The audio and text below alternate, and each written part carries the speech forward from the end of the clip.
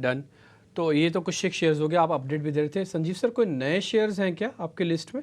कोई नए शेयर या कुछ और अपडेट दे एडिशन? दूं आपको, 31 मई को कहा था विप्रो 438 26 का स्टॉप लॉस, 475 का टारगेट, वो हो गया। एसबीआई लाइफ ने कल न्यू 1 मंथ हाई मारा, और सो डिड एचडीएफसी लाइफ 575। और बजाज फाइनेंस आप पूछ रहे थे 6630 पे बाय दिया था, 7000 का टारगेट और 7300 बिक गया। RBL as hit target, GMR 95 का टारगेट कायम है, एबीएफआरएल का टारगेट हो गया, एबीएसएल एएमसी 603 बिक गया, 675 की तैयारी कर लो। और चौथा था आपका कोल इंडिया, ये भी आपका टारगेट हिट हो गया।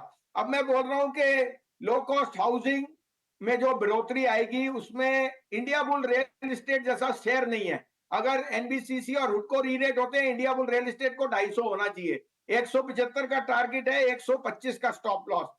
दूसरा, डिम्पी जी सृष्टि में आईटी पे बहुत बुलिश हो गया। ऐसे आप मार्केट की कंपैरिजन कर ही नहीं सकते, where in the Nasdaq is hitting fresh new highs and market cap of Amazon, Nvidia, वो so IT AI is improving।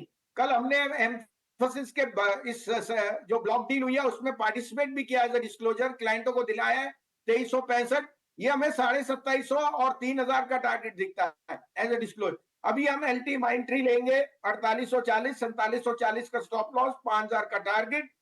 Take Mahindra, I think the best performing along with HCL Tech and Wipro is Tech Mahindra.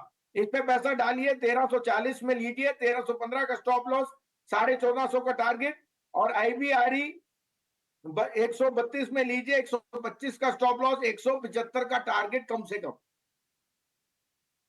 आज की calls आते हुए भसीन जी की तरफ से तो clearly IT पे वो ओवरवेट हो रहे हैं। दो आईटी दिग्गजों पे यहाँ पे आपको नजर रखनी है, एलटीआई माइंडट्री और टेक महिंद्रा।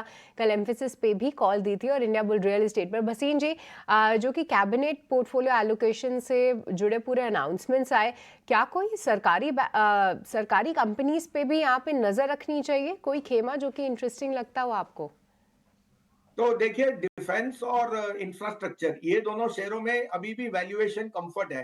पीएसयू बैंक्स मैं कहूंगा ट्रेडिंग में बेचिए, बिकॉज उनमें अगर आज state bank cost of deposit बढ़ा रहा है तो इसका मतलब निम्स पे प्रेशर पड़ेगा। और cost of deposit liability franchise आप देख रहे हो, क्योंकि इतना पैसा अगर सिप में जाएगा, म्यूचुअल फंड में जाएगा, तो कॉस्ट ऑफ डिपॉजिट अगर बढ़ेगा, it will cause little bit of apprehension on the NIMS. तो मैं पीएसयू बैंक से थोड़ा सा अवॉइड करूंगा, लेकिन डिफेंस और इंफ्रास्ट्रक्चर में I would say you should be invested.